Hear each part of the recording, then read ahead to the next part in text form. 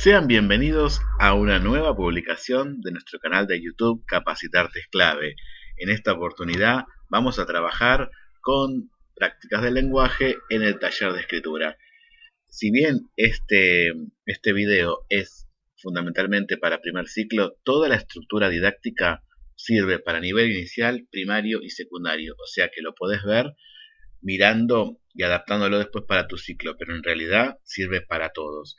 Y justamente el taller de escritura es una de las cosas que quería, digamos, desarrollar. Si ustedes van a los videos que tenemos del diseño curricular de prácticas de lenguaje, ustedes van a ver que hay propuestas para cada año escolar en lo que respecta a taller de escritura.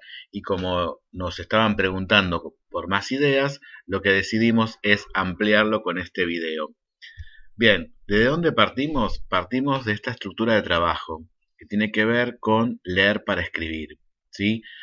Leer para escribir es un postulado didáctico, es una forma, una secuencia didáctica de trabajo donde yo selecciono el formato textual que voy a trabajar, tanto en lo que es la lectura y la escritura. Pero ¿qué pasa? No se lee y se escribe de cualquier forma, por eso en el medio vamos a reflexionar sobre el lenguaje. Una vez que yo tengo mi proyecto de escritura, una vez que yo previo tengo en mi planificación anual la selección de textos que voy a trabajar, voy a hacer un agrupamiento de esos textos para poder generar proyectos de escritura y de lectura. ¿Y qué pasa? La lectura y la escritura están íntimamente relacionadas, no se las puede sacar. Entonces, ¿qué es lo que yo hago?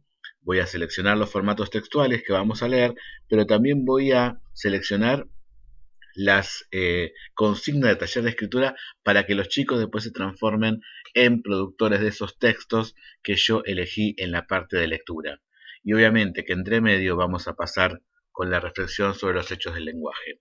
Es sabido que en primer ciclo el trabajo fundamental es que los chicos se suelten con la escritura, por eso la reflexión sobre el lenguaje tiene un grupo de contenidos mínimos, porque lo que queremos hacer es que los chicos entren en contacto con la lectura y entren en contacto con la escritura. Si empezamos con las reglas, lo que sucederá es que los chicos van a empezar a cohibirse.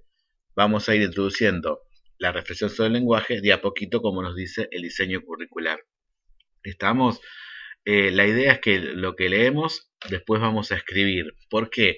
Para poder darles una secuencia de trabajo, una forma de pensar la escritura.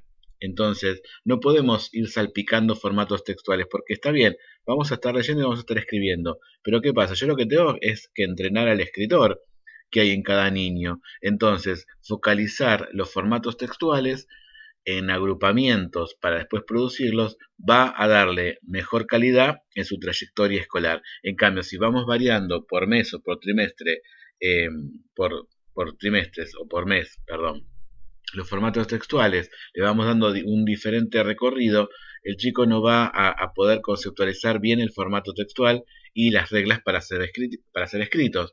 Hoy vamos a tomar como ejemplo uno de los formatos textuales que se trabaja en primer ciclo muy fuerte, que es el cuento maravilloso, sí que tiene, digamos, como depende de los libros, tienen errores conceptuales. El cuento maravilloso es aquel que presenta elementos justamente maravillosos.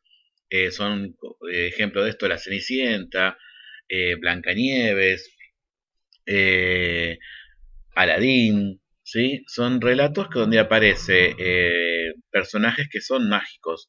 En el caso de Cenicienta aparece el hada, en el caso de Aladín aparece Aladino y la lámpara maravillosa, aparece eh, el genio. Y con respecto a esto, decir que los chicos están rodeados de los cuentos de Disney, que si bien es un recopilador moderno, porque en la década del 30 empezó, digamos, en realidad más precisamente en el 38 es cuando estrena Blancanieves y los siete enanitos, fue tan fuerte el impacto del cine que es considerado un recopilador moderno. Y ya sabemos que los recopiladores lo que hacen es dar su versión. Por eso es importante poder mostrarle las diferentes versiones que hay de estos cuentos. Los de Charles Perrault, los hermanos Grimm, eh, Christian Andersen. Poder sacarlos a los chicos de la estructura de Disney, porque si bien estuvo buenísimo que Disney en el 39 empezara todo un backup con los cuentos clásicos europeos, la idea es poder darle los originales, ¿sí? Como les dije antes, no puedo desprender la escritura de la lectura, así que voy a hacer algo mínimo como para que ustedes entiendan el contexto que estamos trabajando de leer para escribir. ¿Sí? Bien, primer consejo de lectura, dar autores reconocidos. ¿Sí? No librar estos relatos a cualquier escritor.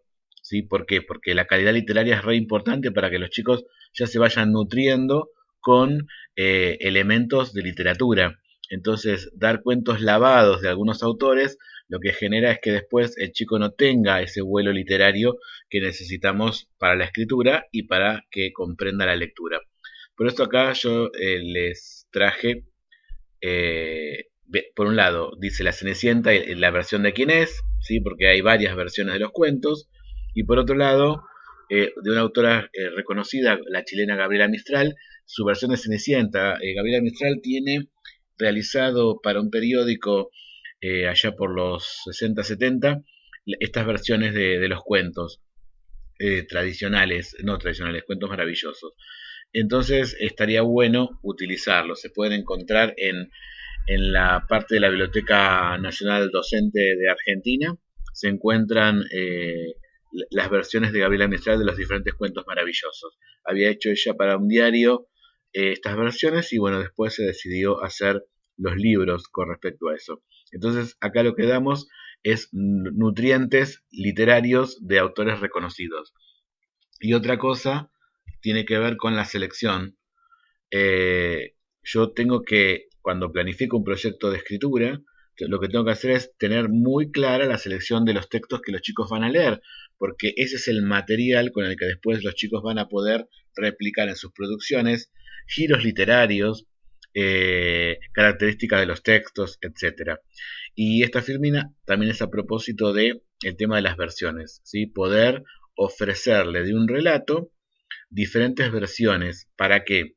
Para que los chicos abran su imaginación, puedan ver que los relatos no tienen solamente una constante, sino que, digamos, el límite es la imaginación. Entonces, nutriéndolos a los chicos de diferentes formatos, de diferentes versiones de los cuentos, lo que vamos a hacer es nutrir esa biblioteca en el cerebro que se va a formar sobre la lectura. Y acá viene a cuento varias cosas. Por un lado, tenemos la Cenicienta de China, que está bueno contarles y mostrarles esto, que es una de las características del cuento maravilloso, que estos relatos se dieron en diferentes lugares y como el boca en boca fue llegando a diferentes lugares. Entonces, ¿cómo, digamos, de la parte europea llegó a China la historia de la Cenicienta? Entonces, ustedes pueden buscar en la web la Cenicienta China, donde se cuenta la versión de la época, ¿sí? De creación de la Cenicienta en otro lugar que no sea Europa. Después tenemos a otro escritor recontra reconocido que es Roald Dahl, que en cuentos en verso para niños perversos tiene, por ejemplo, también a Cenicienta y otros relatos. Entonces, estaría bueno mostrarles otro registro, pasar del narrativo, en este caso, al verso. ¿Sí? Ofrecerles diferentes posturas, por ejemplo, la Cenicienta que no quería comer perdices, tiene una tendencia feminista y también abre el juego, digamos, a la ESI y al género, ¿no? Eh, Dicen que Cenicienta, otra versión, digamos, del clásico, narrado en tercera persona. Y después tenemos Cenicienta, la verdadera, verdadera historia que es contada por ella. Entonces, que tenga la voz de la protagonista. Todos estos relatos, ¿qué le va a ofrecer al chico? La posibilidad de abrir su imaginación y de no quedar tan estancado en un canon o en una estructura. ¿Sí? Entonces, acá vos con esta lectura ya tenés disparadores para la escritura. Por ejemplo, en el caso de Cenicienta, la verdadera historia es contar el cuento como si fuera el personaje del cuento maravilloso. ¿Sí? Eh, Cuando trabajamos cuentos en versos para niño perverso, tenemos la posibilidad de trabajar con otro formato que es la poesía y allí integrar textos, ¿no? Y poder ofrecerle un abanico de textos importantes. Entonces, de esta primera parte, la importancia de la lectura en la escritura. tiene mucha influencia, o sea, el 100%, lo que escribimos es un 100% de lo que leímos. Por eso, importantísimo en esta etapa, leer mucho en el aula, ¿sí? Y la selección. En el caso del docente, el rol es la selección. Que sean buenos los textos que le vamos a dar para leer. Que la selección sea cuidada, ¿sí? Y esto es todo lo que voy a decir sobre lectura, porque nos vamos a abocar a la escritura. Bien, y acá aparece una cosa que quiero que quede bien clara e importante. Cuando yo planifico un proyecto de escritura-lectura, tengo que tener en cuenta que cuando yo estoy escribiendo, estoy manejando tres niveles. Por un lado, el formato textual, por el otro, la reflexión sobre el lenguaje, y por el otro, los pasos del taller de escritura. Yo tengo que hacer que los chicos pasen por los pasos del taller de escritura. ¿Por qué? Porque son los pasos que hace un escritor para poder justamente escribir. Entonces necesito que esté la planificación, que esté la puesta en texto, que esté la revisión y que esté el monitoreo. ¿Sí? La planificación, nosotros sabemos que es, o sea, yo cuando voy a realizar algo tengo que poder organizar lo que voy a escribir de alguna forma para después darle el vuelo literario, pero tengo que hacer una organización del texto. Entonces lo que voy a hacer es planificar, ¿sí? Y después de esa planificación yo lo que voy a hacer es llevarlo al texto. Y acá la clave está en las consignas, ¿sí? Tanto en la planificación como en la puesta en texto, lo importante es la selección de la consigna, de la que ahora vamos a hablar. El tercer paso es la revisión, cosa que los chicos en el aula no están acostumbrados a hacer. ¿Por qué? Porque pareciera que el encargado de esto es el docente. O sea, ¿por qué ocurre esto? Porque se escribe para el maestro y lo que tenemos que desechar es que los chicos escriban para el maestro, ¿sí? El texto es escrito por los chicos para un lector, que no es solamente el maestro, sino que son múltiples. Pueden ser de otro grado, pueden ser los padres, etcétera. Y una vez entrenado, va a aparecer el monitoreo. ¿Qué quiere decir el monitoreo? El tema de poder controlar, ¿sí?, los tiempos de escritura, eh, los momentos que se demoran en descripciones, etcétera. Obviamente, el monitoreo en primer ciclo no va a estar, ¿sí? Pero es importante saber que yo como docente voy a ayudar a que los chicos entiendan esta idea de, por ejemplo, si tenemos 2 horas de prácticas del lenguaje y nos propusimos, digamos, escribir algo, una de las cosas que van a aprender los chicos en primer ciclo es a ordenar ese tiempo, ¿sí? Va a haber grupos que van a terminar la consigna y otros que no. Va a haber grupos que van a terminar la consigna, pero como lo hacen apurados, no van a poder responder a la consigna, ¿sí? Y el monitoreo también tiene que ver con el tema de poder compartir con los otros lo escrito, para poder hacer una crítica constructiva, un análisis de lo escrito, si corresponde con la consigna, si el giro que se dio a la historia está bueno o no, si se parece a alguna de las cosas que han leído, etcétera. Entonces, resumiendo esta parte de la filmina, el taller de escritura tiene pasos, ¿sí? Y yo cuando planifico una propuesta de escritura, tengo que tener claro a qué le voy a hacer hincapié en el caso del paso de escritura, ¿sí? Otra cosa será cuando otro elemento que voy a tener en cuenta, por ejemplo, es si estoy trabajando con la construcción de personajes, si voy a controlar obviamente la construcción de ese personaje, pero tengo que tener en cuenta los pasos del taller de escritura y esto de que tengo que poder hacerlo visible para que los chicos aprendan a ser escritores, ¿sí? Bien, y recién dijimos que la planificación y la puesta en texto es lo más importante en cuanto a lo que yo puedo hacer con respecto a la consigna. Por eso, ahora lo que vamos a hacer es ponernos a pensar consignas, ¿sí?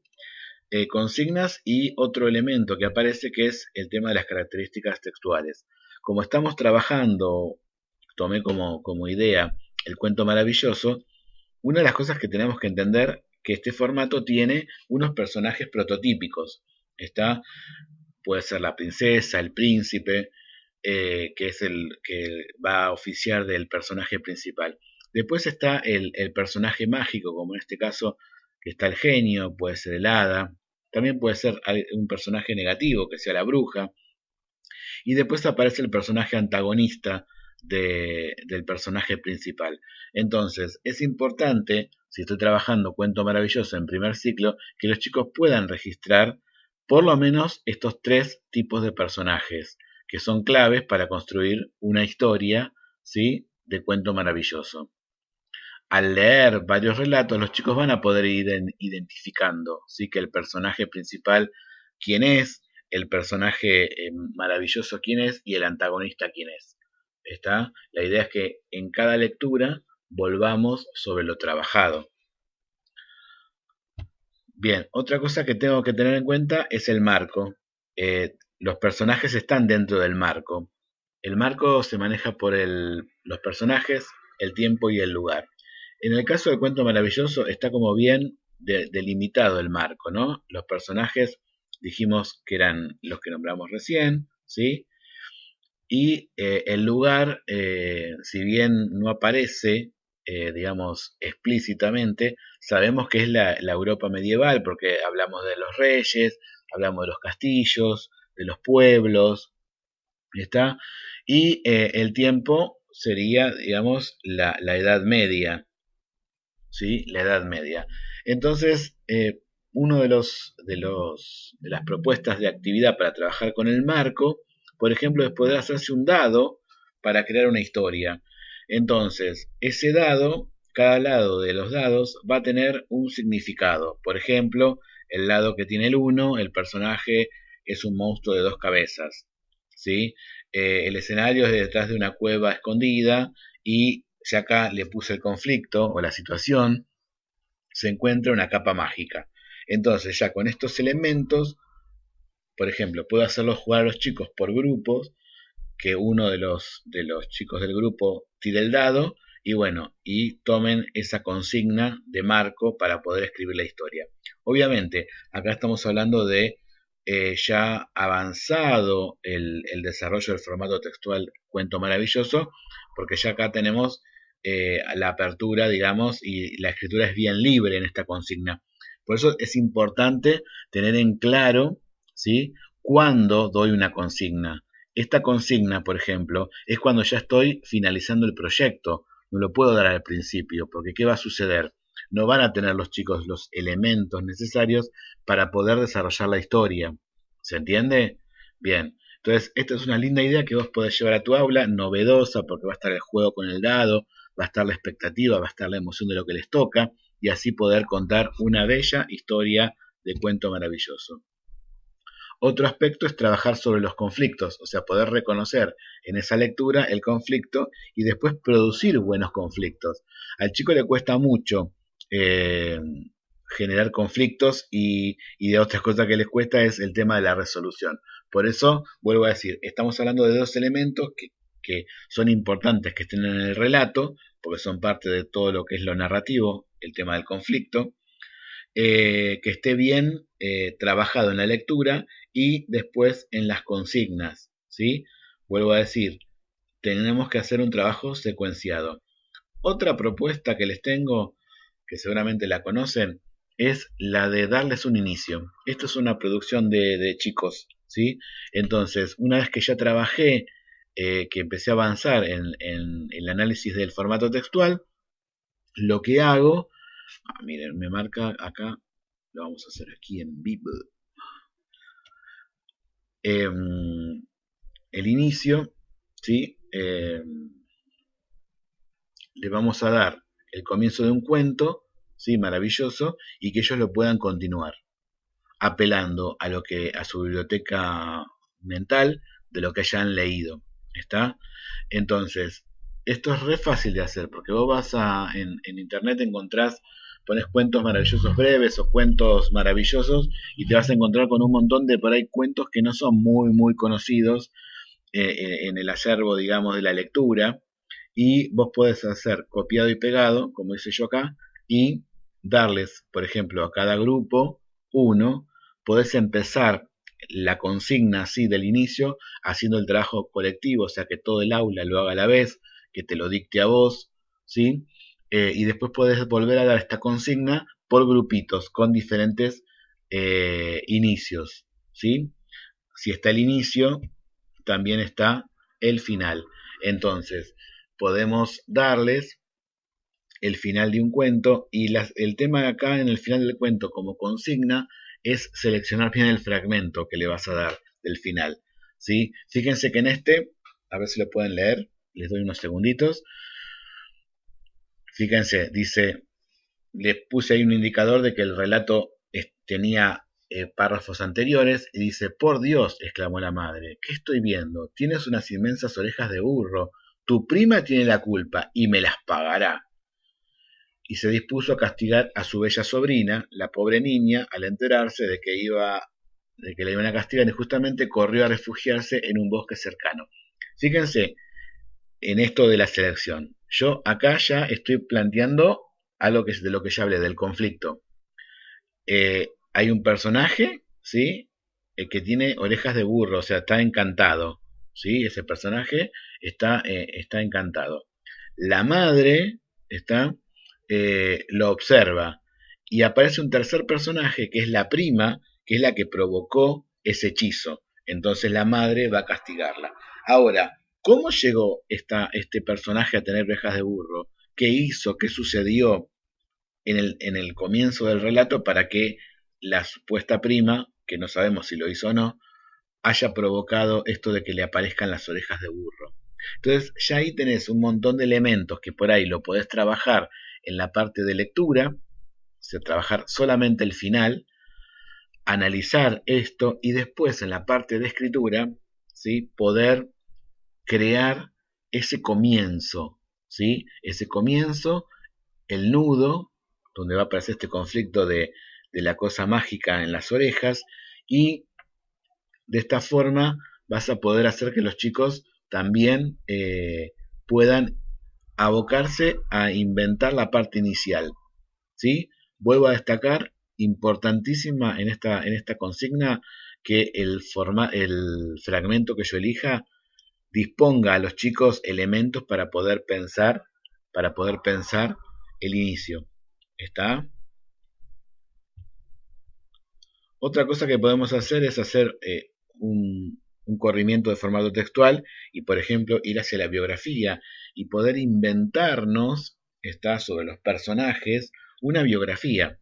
Por ejemplo, si viste la película de Aladdin de Disney, la última, aparece información, pero en el cuento original de Las Mil y Una Noche, el cuento de Aladdin y la lámpara maravillosa, no aparece el origen del genio. Entonces, podemos pensar cómo ese personaje se inició, que es un poco lo que hicieron con la película Maléfica, que nos contaron la historia, ¿sí? De cómo ella llega a ser, digamos, un personaje oscuro. Bueno, con otros personajes famosos podemos en la parte de lectura leer, y en la parte de los personajes, en la parte de que estaríamos trabajando construcción de un personaje, en la parte de escritura, podríamos pensar cuál es el origen en la biografía de ese personaje.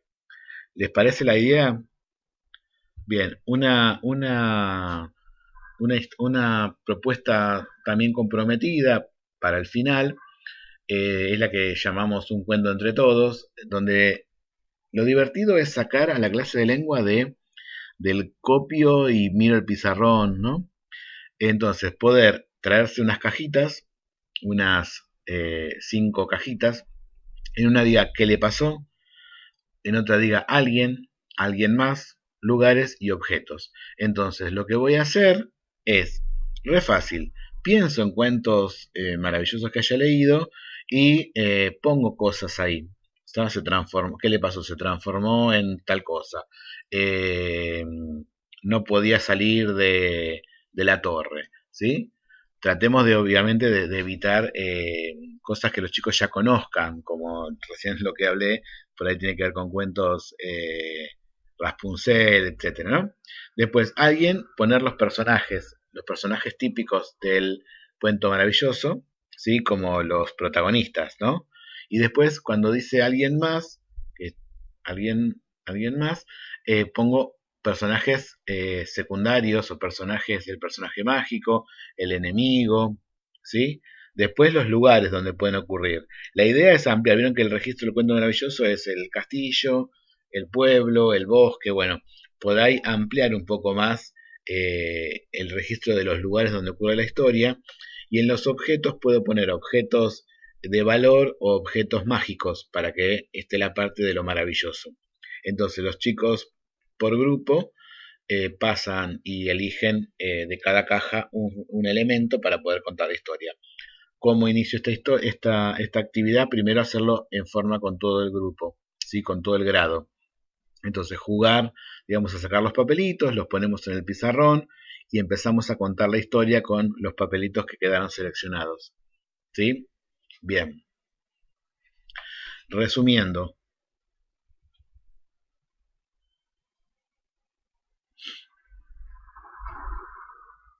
el taller de escritura, ¿sí? Es, digamos, el cierre de una espiral de trabajo que tiene que ver con la propuesta de leer para escribir. Yo en un proyecto de escritura, como en este que es el cuento maravilloso, yo lo que voy a hacer es seleccionar diferentes formatos textuales. Y una de las cosas que también quiero aclarar, aprovecho acá. Vieron que el cuento maravilloso tiene como una constante. Si yo tomo Cenicienta, Blancanieves, La Bella Durmiente, siempre el protagonista, por ejemplo, es la mujer, ¿sí? Bien, tratar de ofrecer cuentos maravillosos que rompan con este esquema, para que el chico también vea que el estándar y que tiene que ver con la imaginación no tiene límite. Entonces, por ejemplo, si yo le meto un La Bella y la Bestia, ahí rompo con el personaje femenino protagonista y aparece que, bueno, que el personaje protagonista, uno de los protagonistas, digamos, no era tan bueno, entre comillas. Y esto, no rompemos el tema de la unificación del personaje en el título. Tenía La Bella Durmiente, Blancanieves, Cenicienta, acá dice La Bella y la Bestia, o sea, aparecen dos personajes. ¿Está? Entonces, importantísimo la selección de los textos que yo voy a hacer para que los chicos vean diferentes aspectos de este formato textual. ¿Sí? Por otro lado, el taller de escritura se nutre entonces de esa lectura y esa lectura tiene que estar en consonancia con las propuestas de consigna de escritura que voy a hacer y que estas consignas de escritura tienen que tener también un orden, una secuencia.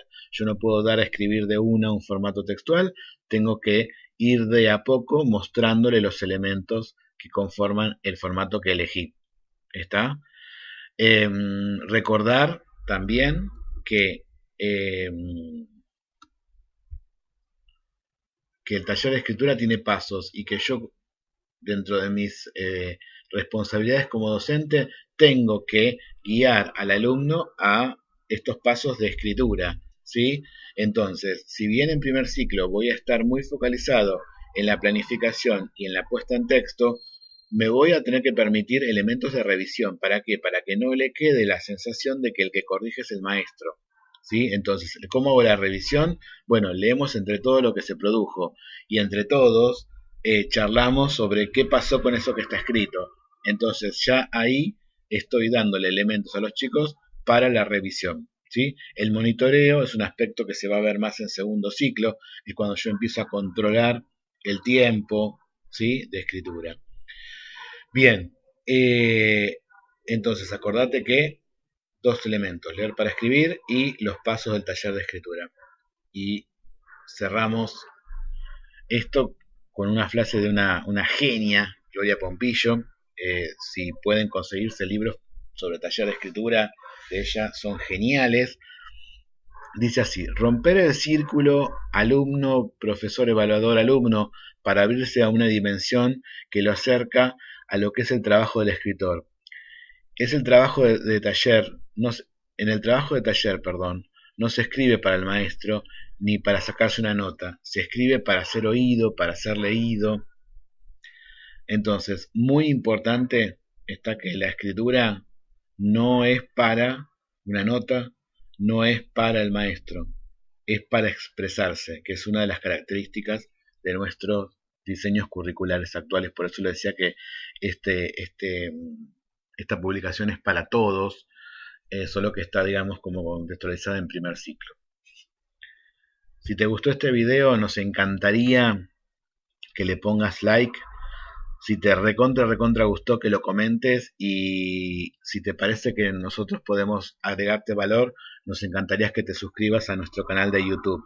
Y te contamos también que estamos en el Facebook, ¿sí? Las primeras semanas de cada mes en Capacitarte es Clave. Primera semana de cada mes en Capacitarte es Clave. Vas a tener un montón de elementos sobre prácticas del lenguaje, bibliografía, ideas, actividades, para que vos puedas tener cosas resueltas para tu trabajo en el aula. Y también te recomendamos una página mía que se llama Leyeme Literatura Infantil, Leyeme Literatura Infantil, que esa página es 100% de prácticas del lenguaje y de literatura. Bueno, decirte gracias por haberte aguantado estos 30 minutos, espero que te haya servido. Recordá suscribirte porque eso nos llena y nos impulsa a seguir haciendo este tipo de videos. Y bueno, como te digo siempre cuando nos despedimos, nos seguimos viendo en YouTube y nos seguimos leyendo en Facebook. Hasta la próxima.